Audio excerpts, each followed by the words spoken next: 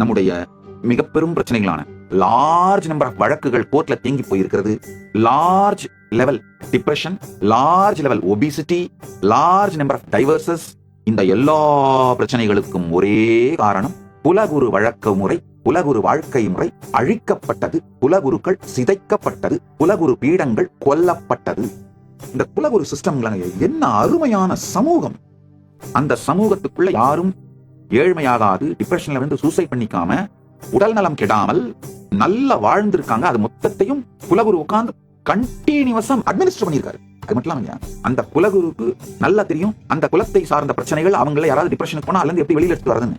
இவர்களை எல்லாம் அழித்து விட்டு எங்கேயோ ஒருத்தர் புக்கை உட்காந்து படிச்சு சைக்காலஜி சைக்கியாட்ரிக் படிச்சுட்டு அவங்க வந்து நமக்கு கவுன்சிலிங் கொடுத்தா நம்ம டிப்ரெஷன் வெளியில வந்துருவோமா?